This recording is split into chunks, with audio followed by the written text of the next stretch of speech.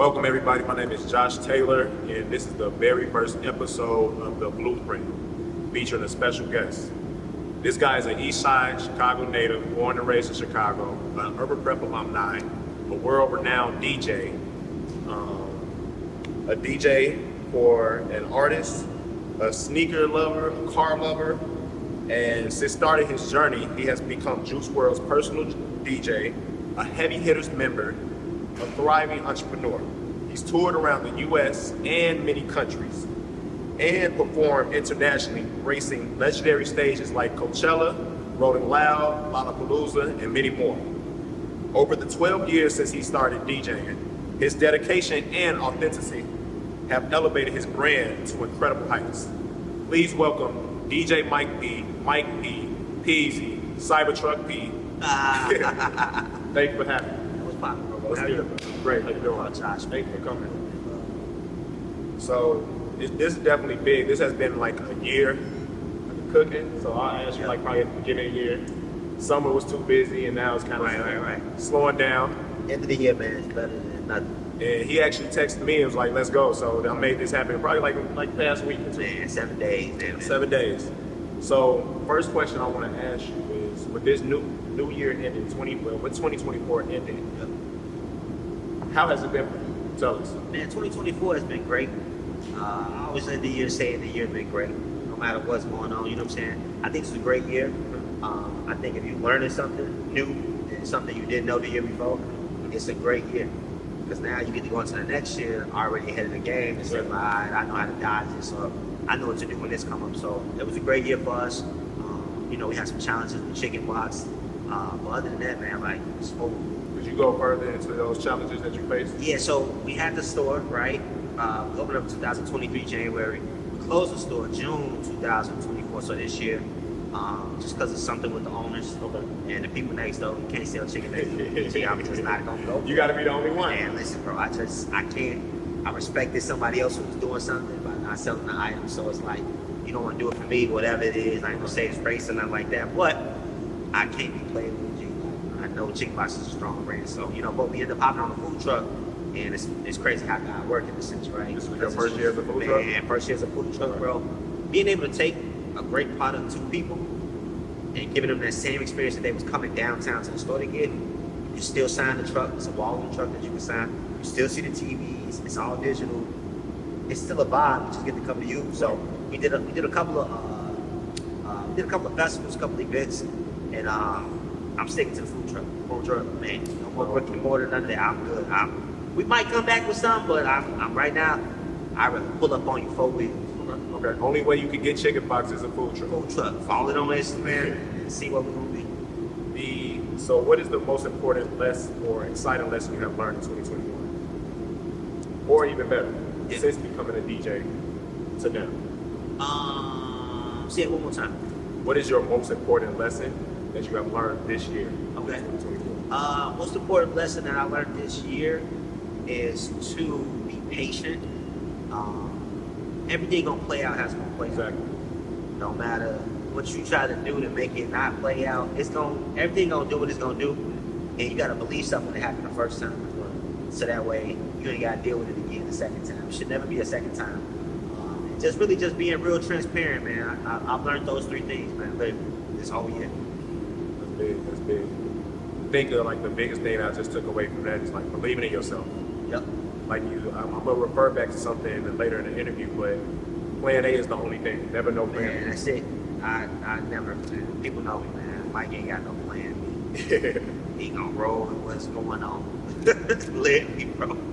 And then what would you say would be the most important thing that you learned since becoming a DJ from 2012 to now? Something that something that you can take away from everything that you've been through. Man, the biggest thing I would take away that I learned, I would say, is that DJing, man, I've been on every spectrum, every level, big, high, medium, and I think that one thing I've always learned, bro, you gotta be prepared, because you never know when you're gonna get the call to go do Coachella or Lollapalooza.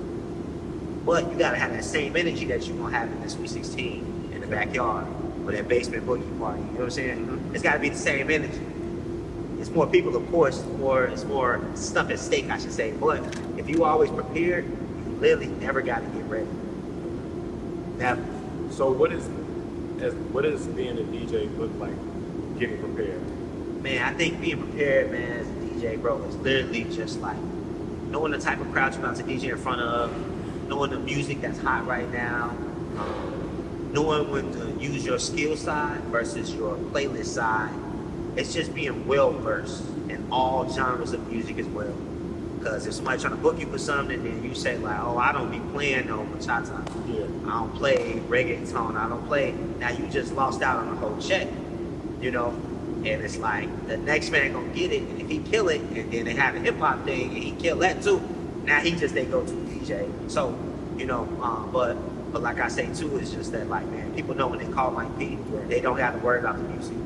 The house could be burning down, this, that, and the third. You do not got to worry about if the song is gonna play or not, or nothing. Like, you just don't got to worry about that with me. So it's just, you know, just being prepared, man. Literally, it's like I'm master DJ, and I can comfortably say that now.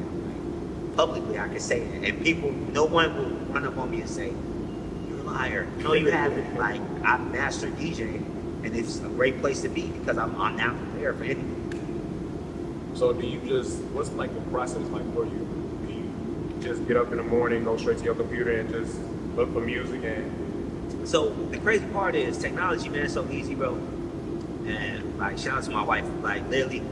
congratulations on freshly being married too. Appreciate that, man. Literally, bro, like, I be in the bed. If she plays a song consistently, bro, 4 or 5 times, whether it be she's just scrolling and keeps playing. You know how you wake up in the morning, bro?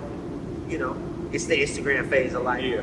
You know, you wake up, thank God, and it's the Instagram phase of life. So if I hear that song consistently, I'm going to tell her, like, hey, can you share me? Can you just send me whatever it was? Like, she ain't got to know the name of it, nothing. I'll do all of that part. If she know the name, cool. Like, I ain't tripping. She sent it to me on iTunes, cool. But honestly, bro, technology is so smooth. If you hear something consistently on TikTok, bro, you need to now add that song to your life, bro. You have no choice. You may or may not play the song, but you'd rather have that song and you could drop it on people. Like, nobody thought the Don Julio song was going to be as big as it got. You played that And, song before? man, it's only in the club, though. And it's for a quick second. If someone's coming out with a bottle from bottle service and it's Don Julio, and I see 6 bottles of Don Julio at every other table, and I walked over 2 bottles of empty Don Julio walking in the club, Right. just play the song. Play it for 30 seconds. It's broke. It's it's a thing. So technology, bro, TikTok, social media, you don't even have to do all of that. Like, I feel like not back in the day, like I started in 2012, and like, you know, music has always been digital since I've started. You know, I had some vinyl records and stuff like that, but I don't have a CD fucking collection, nigga, like hard songs. Like, I don't have that. You know? But it's just like now, man, you know, iTunes presents these charts. They have a hip hop playlist now. So you can look at that and say, oh, people in California are listening to this. Maybe that song will come this way. Man, technology make your life easy. So you definitely have to be in tune with technology. Man, if you're not in tune with technology, you're going to get blown away. It's a lot of DJs still use CDs. It's just, that's what they're comfortable with, though. But sometimes you got to make yourself uncomfortable to make yourself comfortable again. So within your 12 years of DJing, you probably had a lot of times that you were uncomfortable. Yeah. What would you say that is one uncomfortable moment has brought you to where you are today? Man. And that helped you a lot. So, we did Coachella with Juice, right? And I had a DJ, I had like a 10-minute DJ set before he started, which was huge. Huge. We on the main stage at Coachella. It's probably in front of me, bro, it's probably 250,000 people. That's correct. Can't even see past, I don't even see where the shit ends. Like, you know what I'm saying? Yeah. So, it's like, when you do Coachella, if you're a really good artist, they'll have you play both weekends. A lot of people don't know that. It's like, it ain't a secret or no shit like that. It's just, I didn't know till they realized. I was like, why they got this shit on it twice? Like, oh, niggas, it's 2 weekends. He's headlining both weekends. I was like, all right, cool. So the first weekend, bro, like, no one tells you this. That's why you gotta be prepared. So we sound check the morning of, the day before at night. Fine, no issues. Of course, we go up for the set. I can't hear no music in my ears. Juice can't hear no music. I talk to Juice through this microphone called talkback mic. He can't hear me speaking to him. These are very critical pieces to this show that makes this shit what people see to make them be like, damn, they just did that. So the first weekend, man, if anybody pull up a YouTube clip, anything like that, man, you're gonna see Juice keep looking at me. Like, it just was a weird vibe going on with the band and shit. A lot of moving pieces. But it prepared us. Nigga, we spent another 7 days between the first Coachella and the second weekend.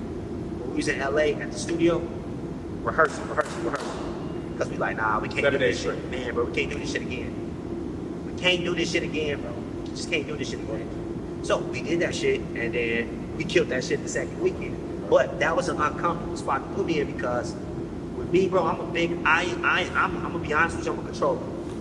If I go somewhere, I have to control what's going on. If I can't control it, I probably will feel uncomfortable there, just because the way the world is set up right now. Right. I hope that makes sense, right? Honestly. Like, it's just, You guys understand. man, I hope y'all understand what I'm saying. You want to be in control of certain shit nowadays.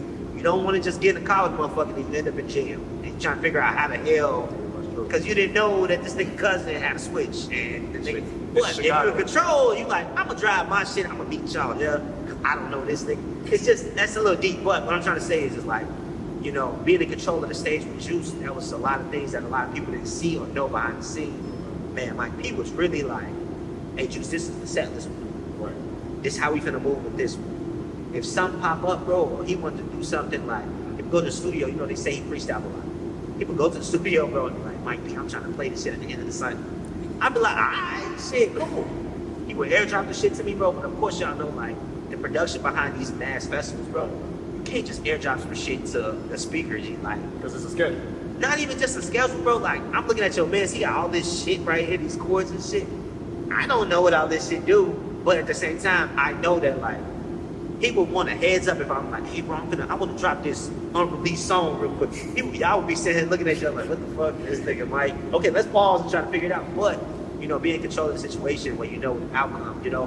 But Juice was such a spontaneous person. So that's why, like I said, that first week of Coachella, man, it was a shit show, bro. Like, no lie. Niggas walked away like we lost.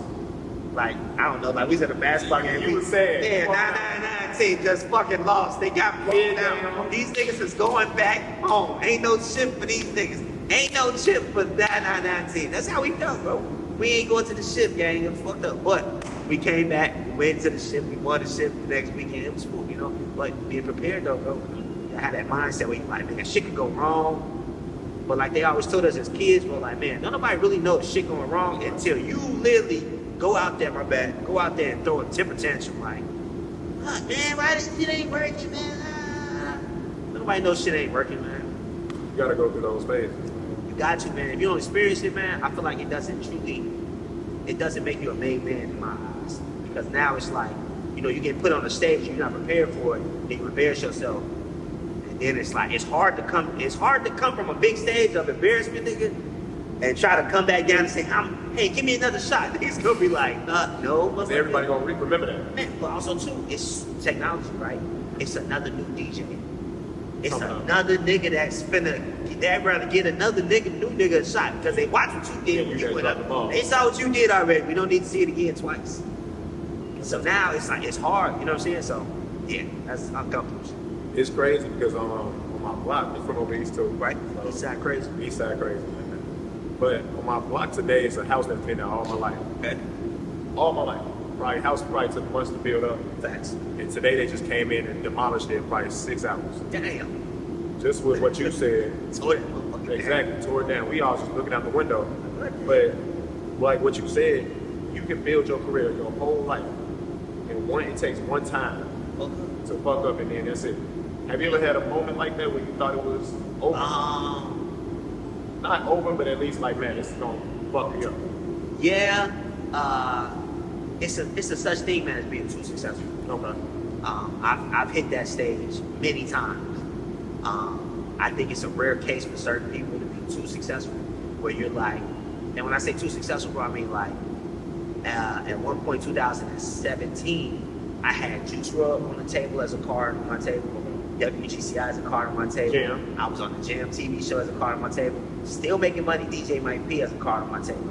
So them 4 cards, 3 of them require you to be here in Chicago. 1, you could bet against this rapper and say, man, he could blow up. It could only be this one song, Lucid Dreams, that blow up, and then shit is dead silent. And I try to come back home, and niggas is like, no, you wanted to be on the road. Like, but, you know, I thought when I chose Juice, I'm just transparent. You know, I'm a transparent nigga. I thought when I chose Juice and I turned down 3 other, I would consider very solid jobs. Let's just call it solid ass jobs. Yeah. With a 2-week pay period, you know what I'm saying? Right. You make your own price and you invoice it, you know what I'm saying? To go travel with him, and it actually reversed course for me, bro, because it blew me up so far that, you know, people recognize my personality. I never burnt a bridge when I was with Juice. That's why when he died that night and I woke up the next morning, niggas was flooding me. Hey, bro, you need to come down to Chicago, go to DJ. Like, it's cool to tell a motherfucker you lost somebody. Like, man, hey, bro, hey. But if you know, too, that nigga was his bread and butter, his finance, you know what I'm saying? Right. Now it's like, hey, nah, we own the club. Hey, bro, Mike P, you want a residency, bro? Niggas that offer me that shit, you know what I'm saying? But it just goes to show you, like, you can't burn the bridges, bro.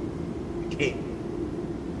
So it's just your personality, the way you carry yourself, All of it matters, bro. conversations. Ain't nothing bigger than the next thing that's a part of your characteristics, bro. But all of it mashes together, bro, to make you who you are and what people see you as.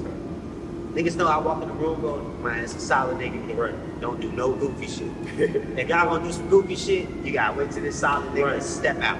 But you're not going for that. I'm not. Even who I associate myself with, I'm not. There ain't no goofies. That's good to know. That's good to know. I mean, I think a lot of people need to take that. Never get too big for who you are, because the moment you do, we have seen it in life. Your career is over with. People don't want to book you no more, When it's over, it's over. and now you're on that plan B that you wasn't supposed to have. Man, now you're on a plan B that you're not supposed to have. But now it's like, you know, like we said at the beginning, man, I never have a plan B, bro. People that personally know me, they know. If Mike say he gonna go get something, a car, a DJ turn, whatever it is, that nigga is getting that shit, give him 6 months. If it all makes sense to him, he gonna get it, it's gonna be fine. Then when I get it, people are happy to see, like, damn, nigga did what he said he was gonna do, G. Like, you know, but it's just, it goes to show you, bro, like, I don't call it a plan B. I look at it more as like you have to like have an alternate plan, which is technically a plan B, but sometimes it's really just altering the plans that you already made. Right. What you're doing is fixing the equation, taking this out and taking this out, leaving this and leaving that, and calling it a day. Going back to the drawing board. Man, people love to go back to a new drawing board. When you got all these bright ass ideas on this board that you already created, my nigga. Why you want to start on a whole new dry erase board? It don't make sense, bro. You got all these ideas. Start aiming at this shit. Do it. Interesting. Why you gonna go get a new marker and a new what? I think we in a time where it's like instant gratification. Instant gratification. Microwave shit, man. Listen, overnight shit. Man, people will tell you I blew up overnight when I did Ustream on Twitter. And I remember that. They will tell you literally that night, nigga. That nigga Mike P was getting booked at every college, Sweet 16, high school prom. And it's like, man, right after Ustream, bro. Like literally, I think it was a snowstorm. I got on Ustream for 3 days straight. I hit 150,000 views, which in my eyes, bro, that shit's like Kais and that type shit. So you but was this was really- back in you was really a trick 2000. queen, Man, but trick this is queen. 2014, 15 though. So it's like before live was a thing. Right. Before niggas was getting on live to DJ because of COVID. Before Twitch was a company, I guess, I don't fucking know. Like, you know what I'm saying? But before that was a real thing, you know, I did that and it's just like, you know, I don't know, man. You know, it's no plan B, man. Just alter what you already do. How did you come upon like Ustream? I don't even know what that is. I never heard like before you did it. I never heard of it. But So I feel like I do a lot of pioneer shit, bro. okay. And I think this is what my wife is called. My wife called me a pioneer all day long. I wake That's up, what that piece there. man, damn near. Mike Pioneer. And it's like I damn near wake up, bro. I got a new idea. Like who thought about putting chicken in a shoebox, bro? But it connected with so many dope niggas that love sneakers Right. and food. It just was dope. You know what I'm saying? Pioneer shit right there. I'm opening up a restaurant and have skateboards and shit in there. And like simply cool shit, bro. Let you sign them all. You know what I'm saying? Pioneer shit. But when it came to Ustream, bro, I honestly can't even tell you how I stumbled upon it, bro.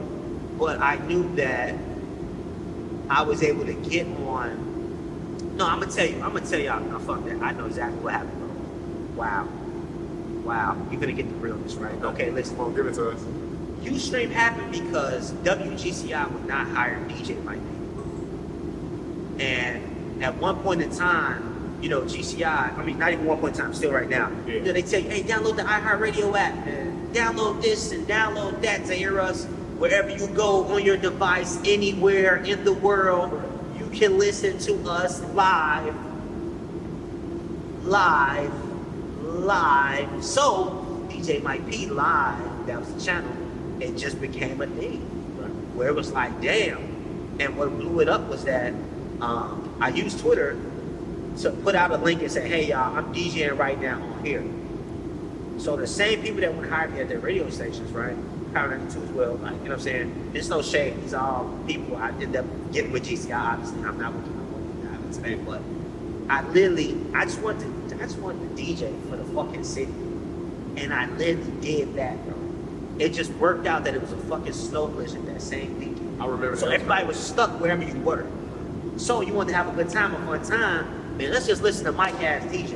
Everybody already knew me. I've been popular since high school. This nigga know this. Like, ain't nothing changed with my life. I got a little bit more money and cool cars. But I've been the same nigga. I had shoes, I had clothes, I didn't have watches and shit, but I had shit though. In high school, I've been a cool nigga, G. Like, it's nothing new. Niggas will tell you that. Nothing new, G. This nigga been fresh since high school. Nothing new. But at the end of the day, when we did Ustream, man, I literally, bro, I remember I got arrested for protesting downtown. I remember that. Some You whole posted silly shit. about that too. Some whole silly shit that shouldn't have happened. But it happened. I literally got out. I signed the lease. I moved to Hyde Park, 2 blocks from Kenwood. This is your studio. This was my First studio, apartment. man. $950. I had a 400 square foot studio. And I'm gonna throw you this free nugget. My first restaurant, Chicken Box, that shit was 400 square feet. So it goes to show you, I can do anything, bro, with like less is more. Our food truck, it's a Sprinter. It's not a standard big ass food truck. Right. You got your fryers. I'm doing shit on that truck, bro, Yeah. that the other niggas with a way bigger truck than mine is not doing. My menu, you know, we sell 4 things. Real simple. Simple. Simple as Man, when you talk to us, it ain't no way you get confused. You want your perch, catfish, fried gizzard? No, nigga. It's chicken. Wings or tenders? What sauce? But it was the same. I'm bringing it back to Ustream to say, like, the simplicity of that setup, bro, was almost like, it's almost dumbfounding, bro. I literally plugged one cord into my laptop from my DJ controller, and that shit changed my life. That's why when I see shit like Kyle on Twitch and shit, Yeah. I'm like, yo, like, this nigga started in his bedroom, G. Like, It's just it. man, before this big production where they got cameras and shit all over the house, and it's a team of niggas in the garage, or 30 niggas Yeah. running mics and shit. It's a bench, But, you get a bench man, now. when you started though, bro, sometimes it's the shit you already have in your toolbox. It was a cord I used to DJ. And niggas could not figure out how to DJ on this Twitch shit. They would DJ, bro, and it would sound like you know, like back in the day, a nigga had on his voicemail. You It was talking about music, music yeah. in the background. It was like, you know what I'm saying? Like, turn it down. Yo, what's up, y'all? This Mike, man. Leave me a voice. Like, it sounded like some whispering shit, but my shit was so quality, bro.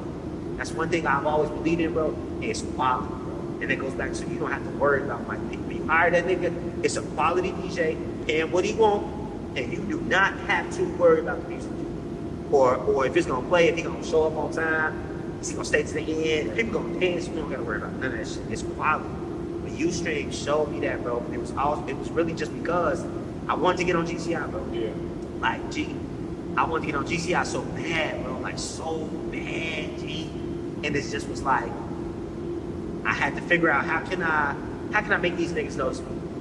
And Ustream did exactly fucking that. After those 3 days, how quick were they to get to you? Man, I think GCI hit me up at the end of that year, Johnny B. He hit me up at the end of the year, sent the email. He was like, hey, let's sit down, let's talk at the top of the year.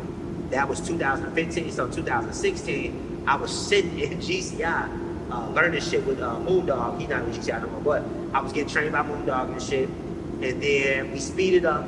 They had me in that training for like 6-7 months, bumping to Juice WRLD type shit from a call from Bibby, East Side shit, Yeah. my nigga Steve, Steve Cannon, videographer, photographer, the legend. He's a videographer for them now. Yeah, bro. Grade A and shit is my dog. And literally, man, that's how that shit came to be with Juice. Just get noticed. You Like, but you really made it happen. So Man, the step that you took is what brought you to where you want today. But WGCI was your goal at that moment. It was my goal at that moment. And just like when we dive into the other shit we talk about, you know, you reach these goals and then you get there and you say, I don't think this is for me. You say, I don't think this is right. I don't think this is for me. You know, I think this, you get there and you gotta see, man, like everything that glitters is not gold. There's no shade to no shit or nothing like that. It's just being real, man. Everything ain't for everybody. And the way that you think some shit is a standard, like as a DJ, you say, man, I gotta do radio, then I gotta do this, and I gotta do that. Right. But then you got niggas like Soulja Boy, which is an artist, he's not a DJ, but he hit YouTube and blew the fuck up. Reached the masses. You cannot deny that nigga. He was first. He started everything. You cannot deny my boy. You can't deny him. You can't deny him. Nah, Soulja Boy really was a pioneer for real. Man, but it's just like you create your own standard. Kai is doing the same shit, creating a standard. He hopped on that bitch to get 300,000 views or whatever the hell it was, and ended up doing Millions. damn like crazy. Damn, if he stayed on, could have hit 1 billion subs easily. It's crazy you say that because he just did some shit nobody never did. 30 days straight. And look what that. Nobody did. But if you guys can't take away from nothing from what he just said, you have to create your own life. You have to make your own moves. You have to write these goals down. Don't give up on that plan A. That plan A is the only thing that works. Go back to the drawing board and figure it out. I'm literally telling you niggas to reinvent the wheel. Niggas will tell you, do not reinvent the wheel. Nigga, reinvent the wheel. You still gonna have to roll, it's still a circle. Exactly. It's just, man, you might put stickers on your shit. I ain't gonna do stickers. I'm gonna do something different. I want it to be open more so the wind can blow through and my shit roll faster. It's just reinvent the wheel, nigga. Don't be scared. Realistically, that's all you do. That's all I've ever done. I think people think they're doing more than. Man, I really got don't. like a cheat code, probably. I have no cheat code. I had a motherfucker tell me, bro. He asked me genuinely, bro, if I'm Illuminati. You was in Illuminati. If I am part of the Illuminati. Oh no, that's crazy. Asked me this shit as a friend, and I was like, nigga. I don't know what to say. Nigga, I got the same watch clock as you, motherfucker. 24 hours. I don't know, like, what the. Damn, I hate to be these bigger niggas. Like, they really think these niggas, you know what I'm saying? Like, Yeah. They think it's more to it. bro, all this shit is hard work. Yeah. That's it. But they don't. But the thing is, like we was talking earlier, from being from Chicago, you are one of the most transparent and successful individuals in Chicago. But when I say transparent, I went through your whole Instagram, but I'm talking about I went to the bottom. Damn. This man had posts from when he first started DJing, and he's posted $200 trunk parties. It was a cartoon character version of me. Yeah, it was. And then he was wearing a jersey that had Mike P. 03. We'll talk about that. Yep. But transparency is everything. He has never not showed y'all what he was doing. Yep.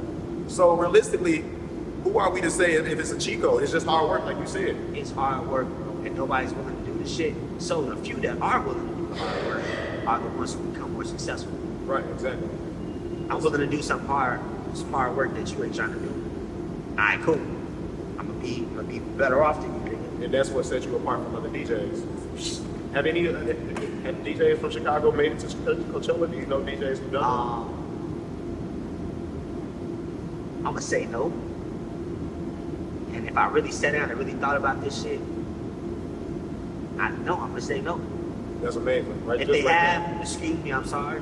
Let me know. You know, I love all the guys. I don't got no ops, but I'm not seen it. Not seen it. Lollapalooza, of course, it's in our city. Of course. Not saying everybody can do it, but you know, the elite can. But it's Coachella. No, That's a different it's a scale. different boy, man. That's the different scale. Grammys of DJing. That's a different boy. With hard work, obviously everybody knows what hard work is. Yep. But what does hard work look like for Mike B? Man, hard work for Mike P, and it's crazy. Being an entrepreneur, man, even with the restaurant, you're still an entrepreneur. Exactly. You don't know what you're gonna make tomorrow. You don't know what you're gonna make the day after that. But you know you got bills, you know you got rent and shit, right? So the hard work part for me is I make sure that Chicken Box is visibly branded. Man, if like y'all had y'all event, we pull it up. We need to visibly be wherever it's cracking. The hard work part of that is just, man, you gotta do a lot of self-promoting with yourself. Getting others to believe in your brands that you have, you know what I'm saying? And just literally maintaining that same success as well. So it's like, it's a lot of hard work, bro, that's involved. And honestly, too, I've learned a lot of skill sets. I make my own flyers, I make our own branding. I do a lot of stuff myself, the website, I do it all myself because I just like doing it. I like being hands-on. But that is the hard work that you speak of. You talking about, you know, niggas talk about, man, I've been working hard, bro. And it's like, just picking up your camera or just touching some DJ equipment is not working hard. Right. You can touch some DJ equipment and like nobody can hear you spinning. Nigga, like, okay, how can you get out that road? What can you do to separate yourself from other niggas to make them say, man, I want to pick this nigga to DJ this, or I want to pick this person to shoot this video, whatever, you know what I'm saying? But when you talk about like the physicalness of lifting a weight to make yourself stronger as a hard work, right?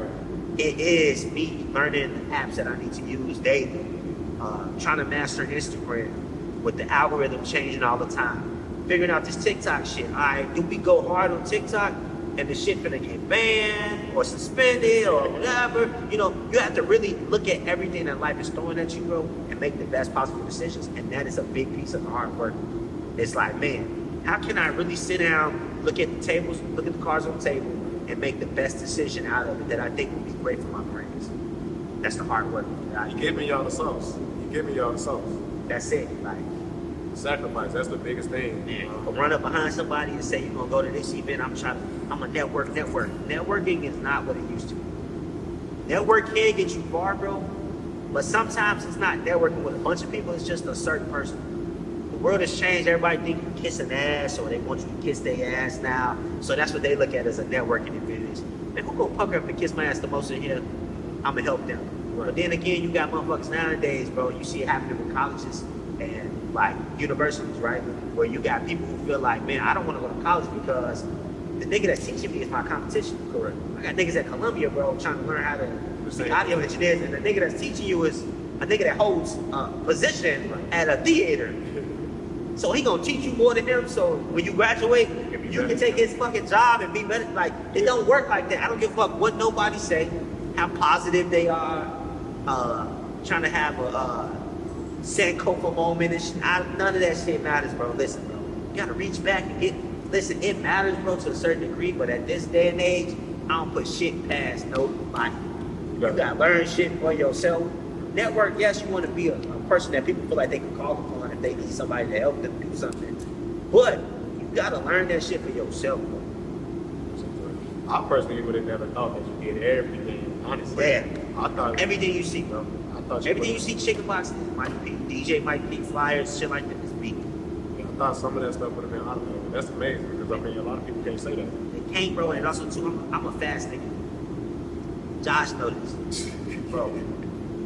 Maybe if you call me, I might not pick up the phone right away because it might depend upon if I'm on the phone, or what I'm doing.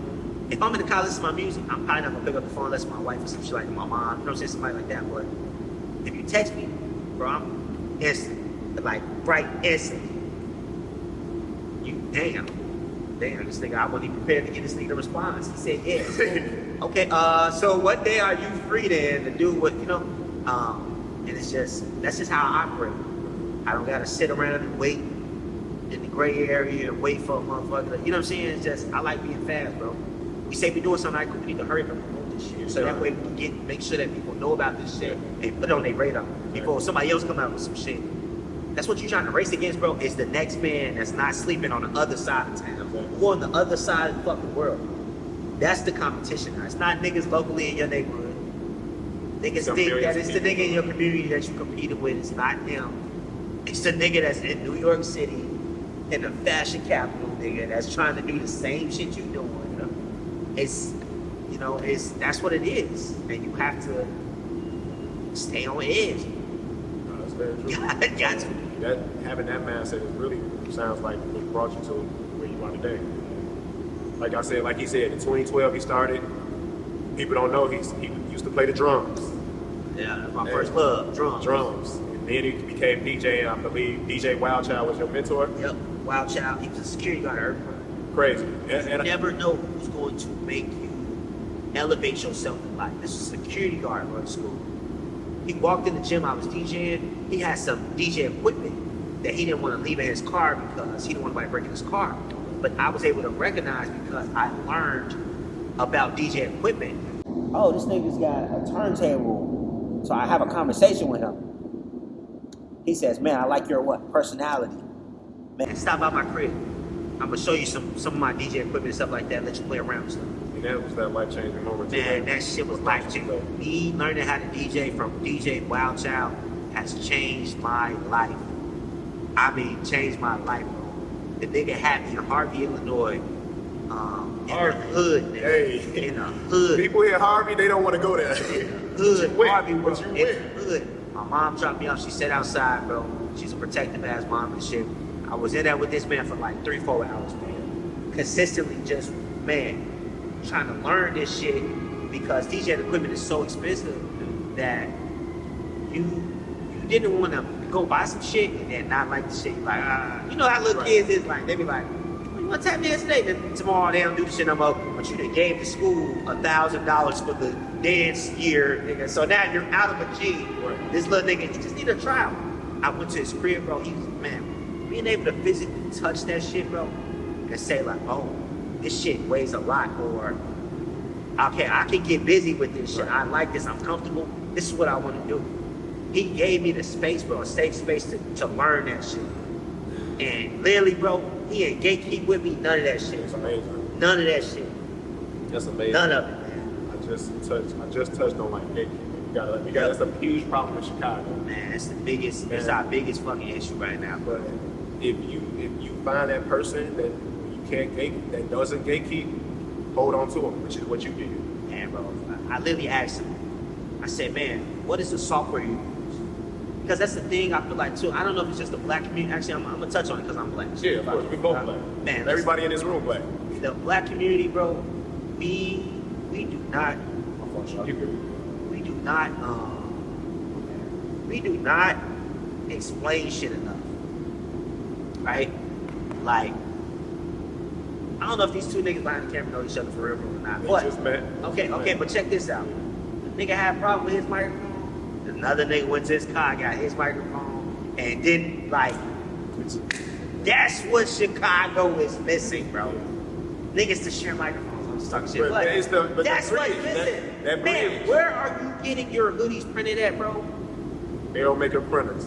Listen, because I have a brand too. And niggas don't be thinking like this though, bro. This is the crazy part, bro. That's why I don't never get keep. I've learned so much shit, bro, from the janitor and the CEO, bro. And every nigga in between, G. The janitor and the CEO, bro, I've learned so much shit. But this is the thing that niggas don't realize. He might have asked you off the rip about a major component to your operation, right, which is where your shit is manufactured at, right? Okay, cool. The whole time, the nigga's not gonna go in there and make an anti-broker too. That's not what he's trying to do. Exactly. He's either getting some cheap shit from the flea markets and gilded shit that he don't fuck with, or stolen every time you take the shit off his fucking fur. It's all, you know what I'm saying? Yeah. He's just trying to up his quality. He's not trying to take what you got going on. And if you feel that way, and you're less confident in yourself, then you're like, nah, hold up. This nigga might be a negative thinking motherfucker. But if you're positive thinking, you're like, hey bro, it's a spot over there, man. You go in there, tell him my name. Might fuck with, might not. But it makes you look good when you walk in there and say, hey, establish this nigga. I gave you another customer. I gave you another client. But what Chicago's missing, like I'm saying, is literally, bro, sharing them information, bro. You got DJs right now, bro, that, okay, boom. Me and Sean Mack are probably the highest paid DJ, and Ferris, and Amaris, all heavy hitters that I'm naming, by the way. Right. Highest paid DJs. I can confidently say this shit, right? And us being heavy hitters, we have a lot of things in common. And I'm gonna bring it back to the Chicago piece because what happens is when niggas don't talk amongst each other, bro, you end up getting a nigga to come DJ at the club for $100 or a bottle of hits. But then when they call me, Mac, or whoever, the heavy hitters, and we want 500 G, or more, if it's New Year's or whatever, it's a problem, or they feel like, damn, or the whole time, it's another DJ out there, bro. Like I said, he willing to come spend for $100 because he don't know no better. Yeah, he might not be able to get 500 on a G, but anything is better than just $100 and you sitting there for 4 hours.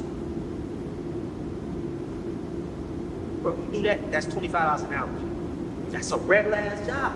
Not even a regular ass job. Let me not disrespect you. You can't work, I don't know, Chipotle or McDonald's or some shit, 16, whatever. But I'm just saying, nigga, to deal with the headache of people or the amount of money that comes into a club, bro, for $25 an hour. You short ball. Nigga, the bar backs probably get more than that. They get tips. Tips, nigga. And they ain't had to do nothing. That's what you did. You sat at the spaceship, nigga, and had to realize every song, not try to play the song twice, when to cut the song off, know the new shit that's out, deal with the rapping section B who want his shit played. There's so much shit you gotta deal with as a DJ, you know? But you gotta keep people dancing. When people dance and have a good time, they're gonna do what? Buy more liquor, they're gonna buy more drinks, and they're gonna do what? They're gonna come back next Saturday. Because Man, it's Michael Sean back in there, Ferris, man, or Morris, man. I'm trying to slide back next week. You know what I'm saying? Right. But at the end of the day, bro, Chicago is missing, bro, the sharing of information, bro. But motherfucking, bro, you call Preem right now. You call Preem, you call Payday, you call Nusike, you call Simi, you call Cashera, you call any fucking DJ, bro. And they say, hey, when the last time you asked Mike P some shit and he was like, let me hit you back, bro, and gave you the runaround? Never. Because at the end of the day, bro, it might be something I can learn from them, bro. And it might be some minor shit in my life. Right. But it might be some shit like I get in the booth and they might know a little, like it might have been a software update on the equipment that I didn't fucking know about.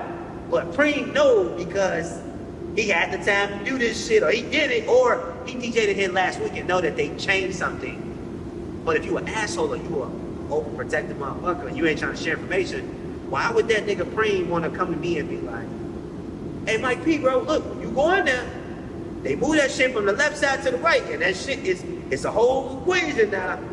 But if you was being mean to a motherfucker, an asshole, like niggas in Chicago, ain't nobody gonna voluntarily be like, nah, I'm gonna let that nigga embarrass himself. I ain't even gonna help that.